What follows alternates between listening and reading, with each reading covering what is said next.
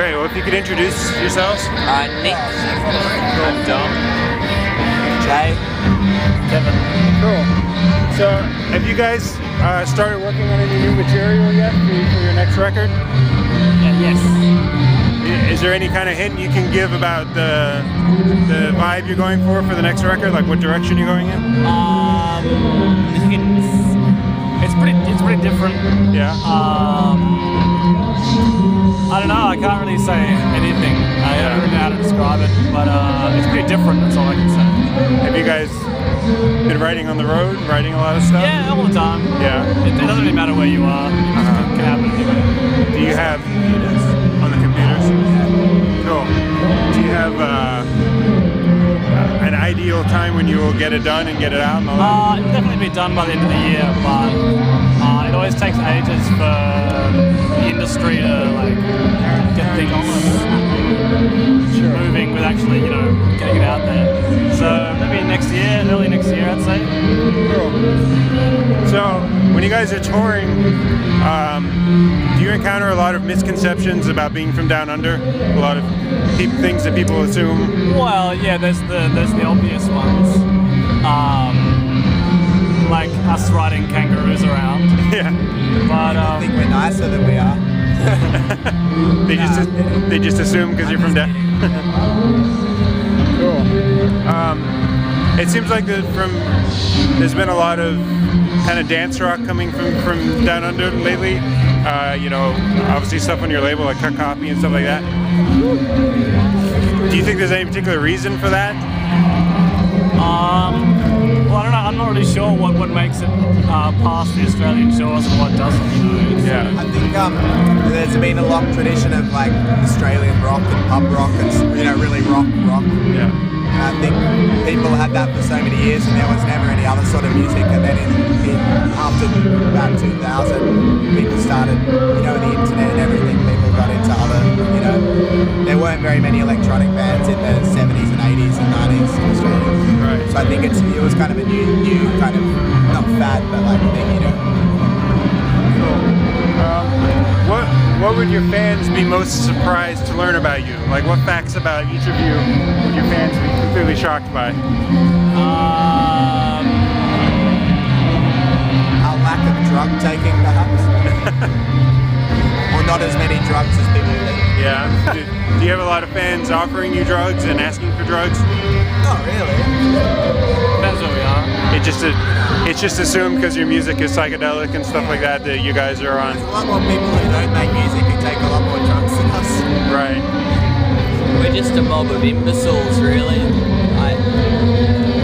If you're a fan, I suppose you think that we're pretty good or something, but we're not. We're just a bunch of fools. I can't tell if people think we're cool or not, but we're definitely not very cool. Oh, yeah, that's a good one. We're not actually very cool. Like in what ways? You guys like major geeks into like geeky stuff or? Not geeks, just Just sort of dummies. not very cool, really. Just not very cool. Just dummies. You're just not hipsters. You don't go to the hipster parties and. I got some nice skinny maroon pants on. Yeah, I was gonna say you got the skinny pants, so. Yeah. So we're working on a special issue about comedy, and I was curious if you guys had any favorite comedians or favorite comedy shows that you watch on TV or favorite movies that you could talk about. Carl Barron. He's Australian, isn't he? Yeah. The English Office. I like the American one, but the English one's better. The English one. Bill Pryor. Is it Bill Pryor? Richard Pryor. Richard Pryor. Richard Pryor is amazing. Yeah. I'm obsessed with Curb Your Enthusiasm. Oh yeah. I like South Park a lot. There's the usual stuff. Yeah. There's a new season of Curb Your Enthusiasm coming. It starts in like June or July. Yeah, it takes place in New York this time. I saw a trailer for it. I read all about that. Yeah, Michael J. Fox is going to be on it and some other cool. I think Ricky Gervais is going to be on it as well. Yeah, exactly. I find it really, really hard to watch anything that's serious, TVs or movie. Yeah. Personally, I find I can usually only watch funny shows. Right, cool. So, when you guys were kids, did you go to festivals in Australia? And what was like the first festival experience like for you guys as fans? I think we all went to this festival called Big Day Out. That was our first one. Yeah, we were pretty young. We were all about like 15 or so when we first went. And Yeah. it was pretty insane. You know, we'd never been in an area that big with that many people that are, you know, that age and that interest and that amount of noise going on everywhere. Yeah. It's pretty overwhelming, I think, definitely. I remember the first festival or gig I ever went to was Big Day Out, and I watched the first band that was on when I got there, which was the Greenhorns. They're an American band. Yeah. And I didn't know how loud rock concerts were, and my ears were ringing, and I'd never had that sense of like really, you know. And now I have it, you know, they weren't even that loud, you know. It was just like I never felt that before. I was just walking around, and during Iggy Pop later on, it was so loud that I put my paper in my ears.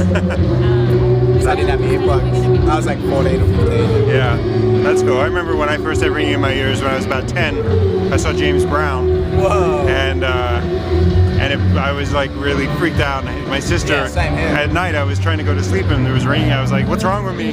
My sister had to explain it to me because she was older, you know. I'm sure my ears are far worse now, but I never noticed it. You know? Yeah. I damaged one of my ears the other day. It hasn't been the same since. Oh, really? A couple of weeks ago, I was recording an album with a different band, and I was playing drums. And just after one take, my ears have hurt every time I hear like loud music since then. Kind of worried, but maybe it'll go away one day. Sorry about that. I think it was his amplifier. I think it was my amp. My amp was really. Is this a side project you're working on? Well, not really. It's because it's been around since longer than the main than Tame Impala. So like, it's almost like Tame Impala as a side project. What's the name of the other band? Mink Muscle Creek. Okay. Does it have a similar sound, similar vibe? Not really. I mean, yeah, in that we play the same instruments, but it's a lot more fiendish. A lot more immature. A lot more. I'm more immature. Have you guys released stuff? Like Yeah, just recently. Like the band's been around for like 5, 6, or 7 years or something, but just had such bad luck with actually recording stuff. So we just did it recently. We just recorded an album in the pub that we always play at. Right. And yeah, that's cool. So, what do you think the childhood version of you that went to Big Day Out, if he could like, you know, travel in time and see you guys here in California at Coachella, what would he think? Would he be completely shocked? if he were to meet us, Yeah, if he was to see us play. If he was to see you guys play and see that you guys had gotten to this place. I think I would like some of the set, and then some of it I'd be like, I wouldn't be too mature. I just like really loud, heavy stuff. Yeah. Some of our set isn't that fast and heavy. You know, I like rock when I was young. So I would like some of it I'd be like, where's the rock? Right. I wouldn't even be listening to the music. I'd just be stoked. Right. When I was like up there doing the thing. Cool. All right. Well, last question. Who are you guys excited to see here today? Warpaint for me.